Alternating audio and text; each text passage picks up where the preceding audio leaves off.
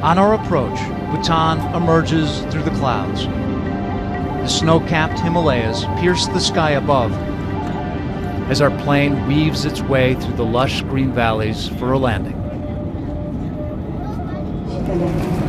Welcome to Bhutan, ladies and gentlemen.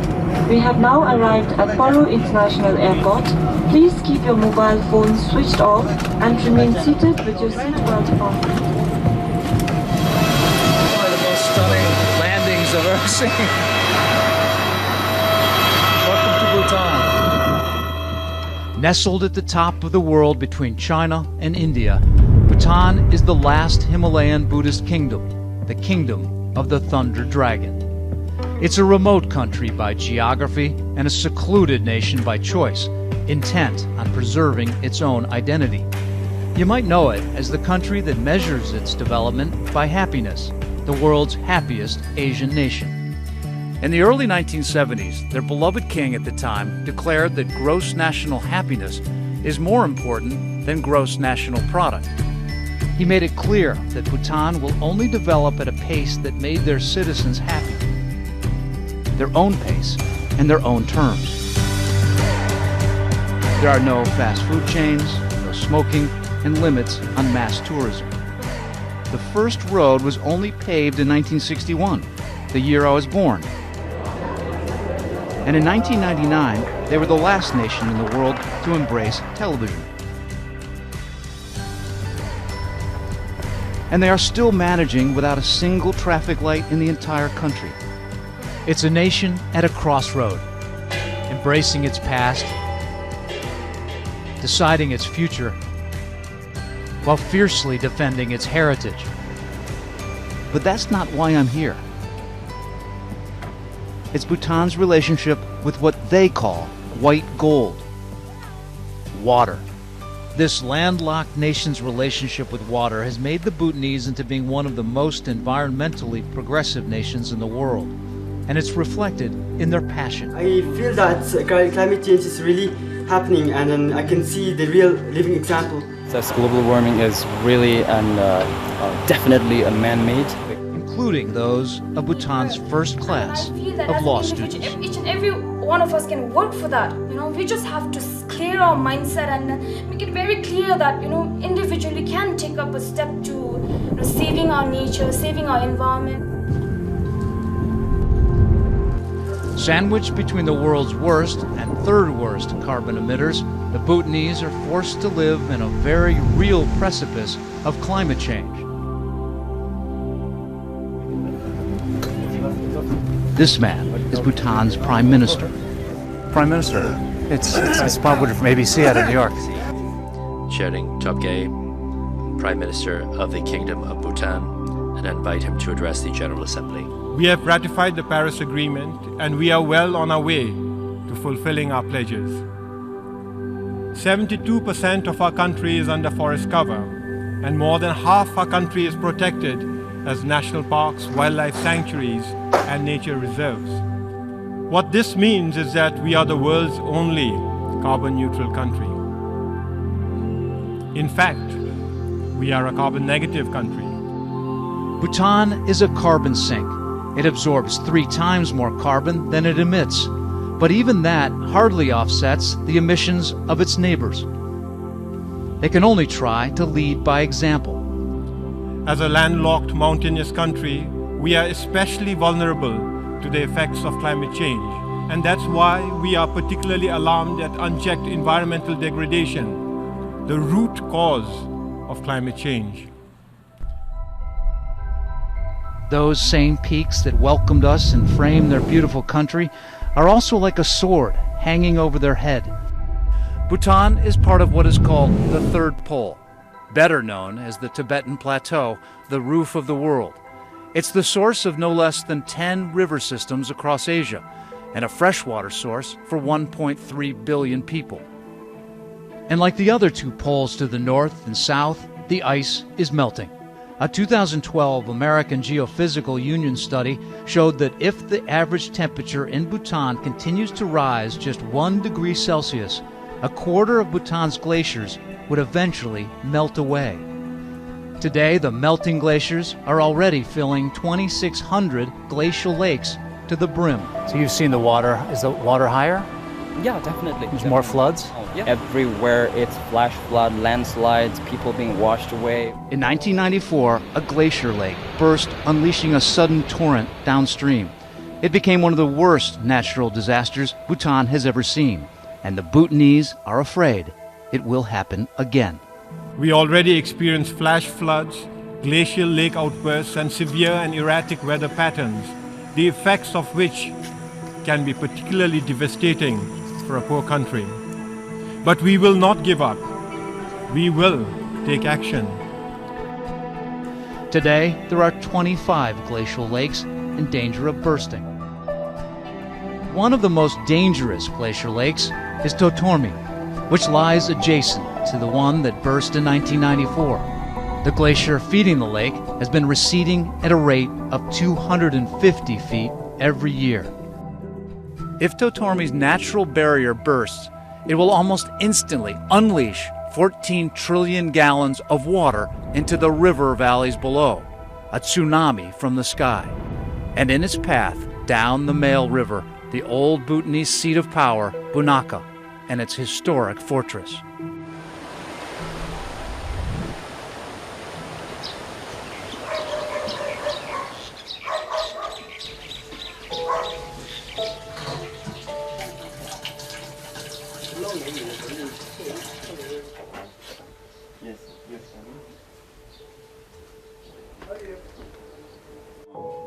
Letting the prisoners to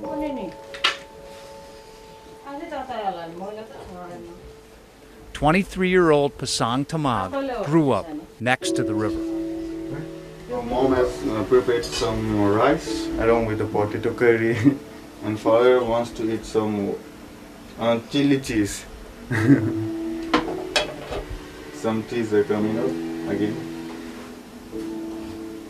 So small kitchen house. Yeah, so we always light a butter lamp, believing that all the sentient beings to rest in peace with those who are gone and those who are still alive to live longer and to be peaceful every day. So every morning. Every morning. So you drew this, you painted this.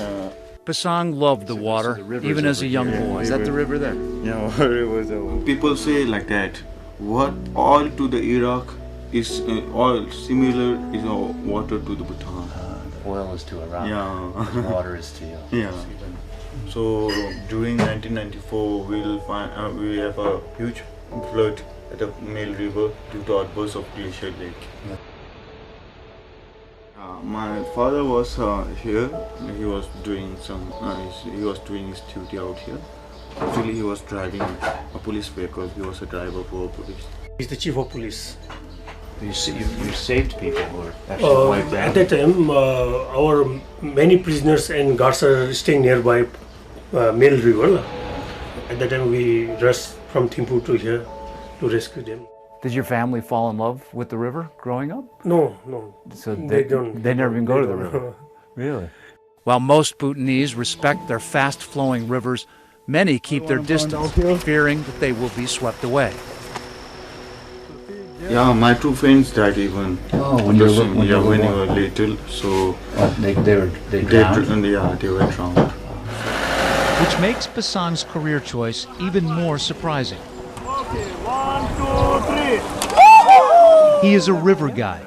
His future is linked with the water. Now Pasang, river guide, he's the river guide.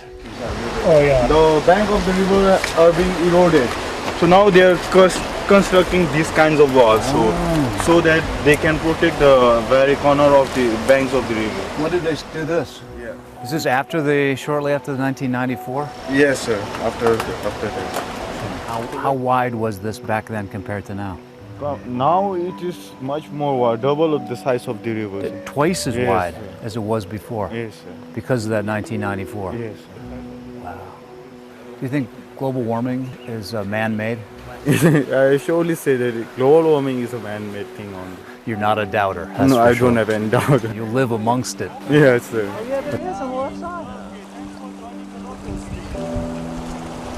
what you say? Nice to meet you. How are you doing? How was it out there? Huh? Yeah, awesome, sir. Yeah? My guest. Yeah. So, Thank you.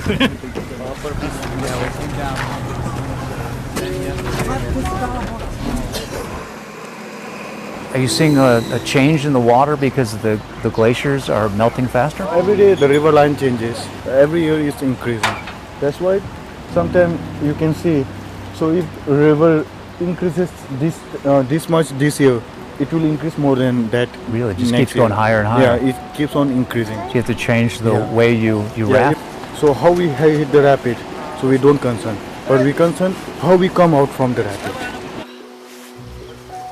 The trees which are planted at side of the rivers, all are falling, and they are being brought by the Oh, rivers. the trees are getting washed Yes. into the river. So that makes it a little more dangerous. Yeah, of course, sir. So you know this river more than anybody else. You grew up right here on it. Yeah, I know each and every waves of this river. Yeah, but you'll be able to raft this river for the rest Yeah, of your life. You just have to change the way that you do it. Yeah, of course. The river is like mother for me, like my mother. It feeds me, so that's why every time it changes, I wonder why.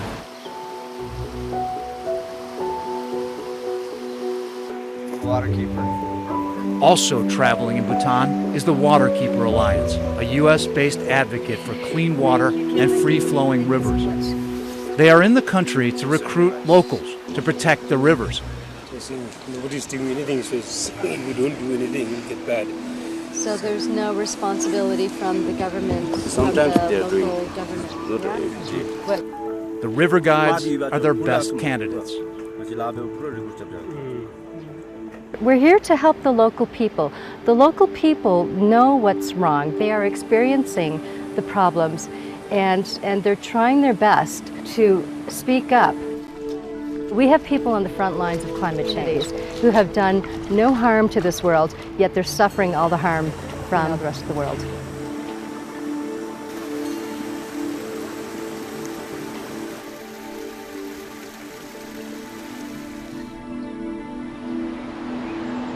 The glacial waters from the Totormi empty into the mighty fast-flowing Pochu, the Male River.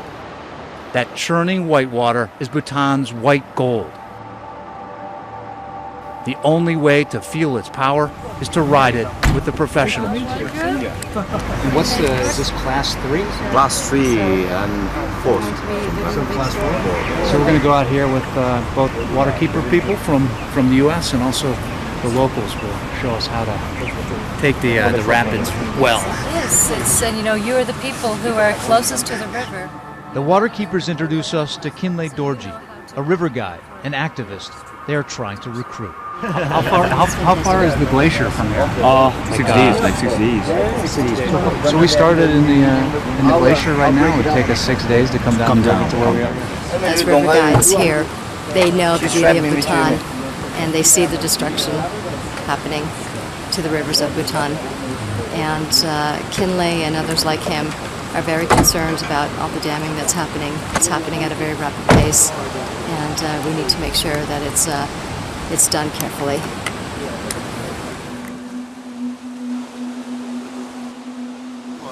Clear? Okay, so today we are going to do paddle raft. So it's all about teamwork. Lead and pull. Lead and pull. Clear? And high five! Okay, Tim, ready? Yeah. Okay, all back paddle, Tim. All back, all back. Okay, stop. Right back, left forward. Right back. Left forward, left forward. Lead and pull. Lead and pull. Lead and pull. Forward pass. Faster, Tim.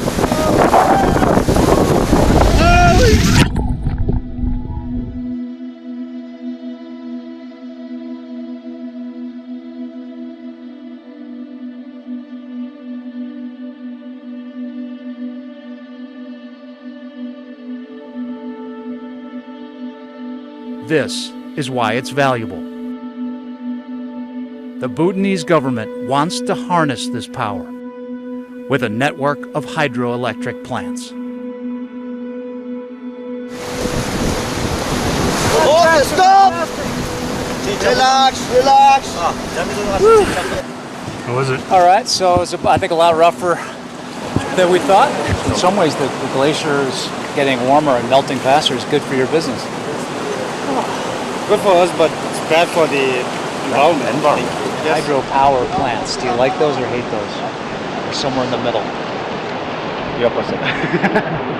Well, I would say we kind of like hate the hydropowers because all the good rivers have been dammed so far now. But on the other hand, it's the highest budget of Bhutan, so you cannot say anything. It's making your country some money. Yeah. In one way, it is the main economic, incentives for the country. And in other way, I think it's challenging also to dam all the rivers.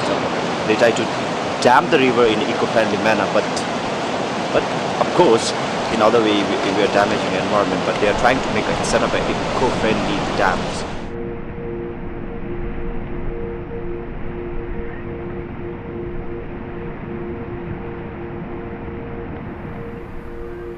At the Punakha Fortress, the male river merges with the female river to form the mighty Puna Tsangchu, where 2 dams are being built. Here, another Bhutanese waterkeeper is less equivocal about his opposition. Pasang's boss, Toby.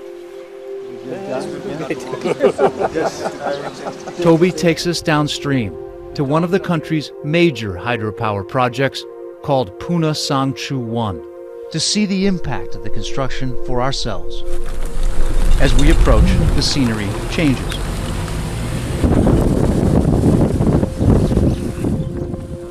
This, in large part, is how Bhutan is planning to stay carbon neutral, build enough dams, harness their melting glaciers, and mitigate their country's climate impact. The government has jumped all into hydropower at the expense of their mighty rivers. Bhutan is very supportive of the building of these dams and these turbines so they can create electricity, then they export out to other countries, largely India, for money. It's the biggest income for this country.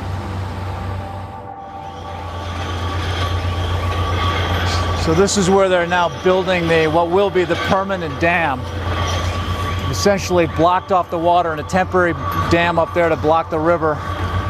Eventually it's going to flow down here, go through the wall, and then into a turbine where they're going to get all their energy. I'm from India, basically. You're from India? Yes. Yeah. I am working at LNT. It seems like most of the workers here are from India. Yes. What are you doing with these? This is just we are widening the road because to widen the road. Yes, okay, yes. Gotcha. You know what it is, Toby? You look this way and you get to see beauty. And you look this way, you got construction in the modern world. Right? Do you want any dams at all? Yeah. I'm of the view that there should be some electricity that generates revenue for the government, but it should not be all the rivers. Some rivers should be kept free. What about this river? This river is already screwed. There's two dams on it. Might as well utilize it now. Your opposition to it, is it because it destroys the beauty of the country, the natural beauty of Bhutan, or is it create pollution, kill fish? What is the reason for it for you? It is not natural. It's just not natural. It is not natural. I'm a whitewater enthusiast, and I like rivers. Look down at the valley today. There's no river. If you thought about it, like what percentage of the people in this country are against the dams as opposed to for the dams? I think 90% of the people have no clue about the dams. The negative impact or the positive impact, they really don't care, and they don't know. There's a 10% that are fighting over this. So you're saying they're kind of brainwashed? Yeah, it's everybody. It's like, on the media all the time, how much money hydropower is going to bring in, how good it is, And once we have the dams, then we don't have to work, It's going to bring in so much money. The Prime Minister is very much in favor of it, and he likes the idea. In addition, we generate and export clean, renewable energy and invest in green industry. Maybe he sees it as a resource that in the future. But again, what are we losing for that resource? So you think that we can stop this from happening? I don't think we can stop this from happening, but I think we can mitigate and leave some of the rivers. Slow it down. The whole thing is to piece it, and do one project at a time and look at the impact and carry on. But what we have done is we've jumped in with both our feet, and now there's no going back. We have like 5 or 6 projects going on at the same time. This project is just one of 5 projects under construction right now, with at least another 10 in various stages of development. In 2016, hydropower represented nearly 37% of Bhutan's exports and 8% of its GDP. The Asian Development Bank forecasts that Bhutan's growth will hit 8% this year. Buoyed by this construction and hydropower exports, they become the fastest growing economy in South Asia.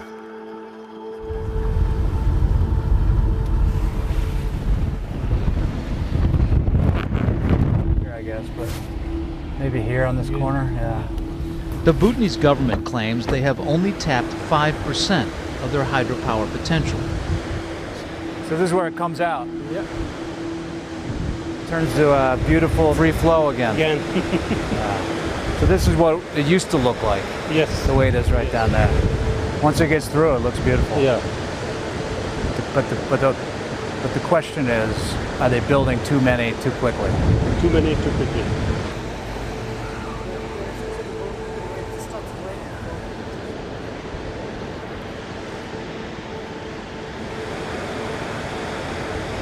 There certainly is some opposition to these dams, but it is very minimal. I think Toby is certainly a minority in the sense that he's one of the few that's fighting this. Are you for or against the dams being put in? Yeah, I'm for the motion, sir. Again, it's helping most of the Bhutanese people out here. So due to the construction of that hydro project, again, government has promised within 2020, whole the Bhutan, each and every corner will be light up. We don't want to dam. At least, let's not dam one river in Bhutan. We must have, without damming from the end to the top, to the glacier. So that free flow. Free flow. It's a challenge, but it's on the way to make it one at least. We are fighting for that and hope that my and our other friends' dreams come true. I'd say most say that if they did not have this kind of hydropower, they would not have enough money to support an independent country without too much polluting factories and development. So this is, in most minds, it is a hope that this will make this country independent and clean and green. Now many say, listen, we're running out of time, we got to do it quickly, and that is the debate. Look at this place. If the temperatures continue to rise and the glaciers disappear, so too will the water source for these river guides, farmers, and the hydropower plants. This water, it turns out, can eventually run dry. Back in the rapidly growing capital of Thimphu. Nice.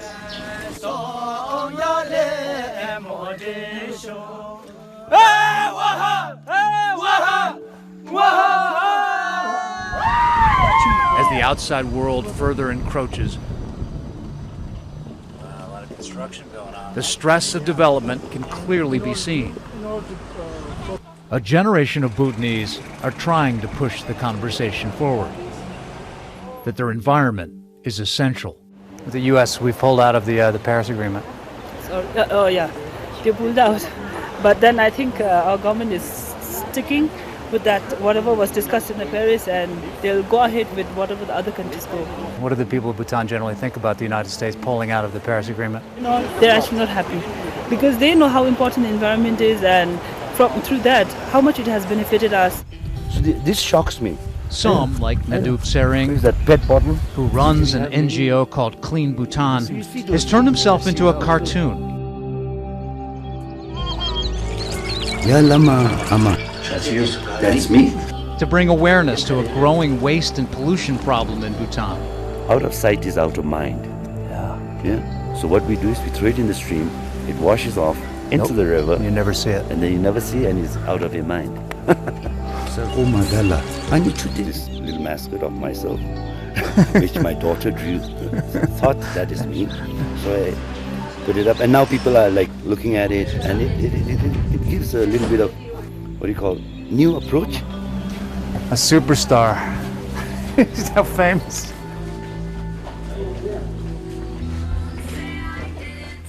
And others, like Cheku, a radio anchor for Bhutan Broadcasting Service, spreads the message on his shows. Back to the English service of the VBS Radio. You're still listening to 88.1, 93 and 96, and also we are following the recent incident of bear attack. Radio is the most reliable source of news and information for them, to those people in the rural areas. So that's why, I mean, whatever we broadcast from here, whatever you throw, it will come back to you. So mind your waste. Starting from a PSA to songs to the programs, they listen from A to Z. And waiting in the wings, the first class of homegrown environmental lawyers at the country's first law school. I know we can cause the biggest impact in this world if we have the sense of responsibility and gratitude. This is what every nation in the other countries have, and this is also what Bhutan should have. Congratulations, top 25 students. The Bhutanese have seen the world change on the outside. They have seen it firsthand from their polluted neighbors, and how that change threatens the very roof over their heads and even the white gold that sustains their country. Now it's up to them how that same change comes to their home. Oh my goodness. Most of my adult life, I have wanted to come to Bhutan. Are we here right now, or is this some kind of a movie?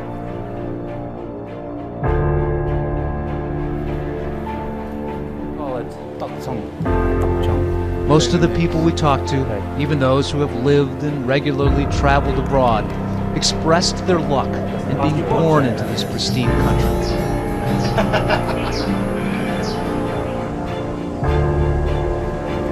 Bhutan is not a country living in the past, but rather a country that is fighting for its future to still look like this.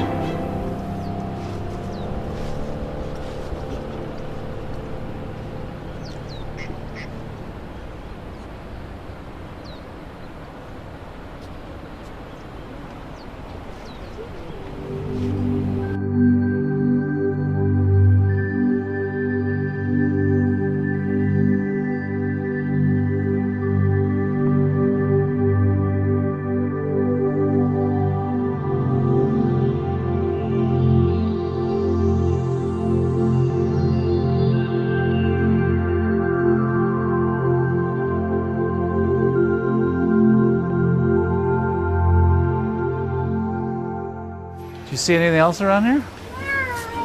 Hi there. Hi. Yep, you want to see yourself? Ready? Okay. There you are. Who's that? Who's that? It's the first time you saw yourself on tape. Huh?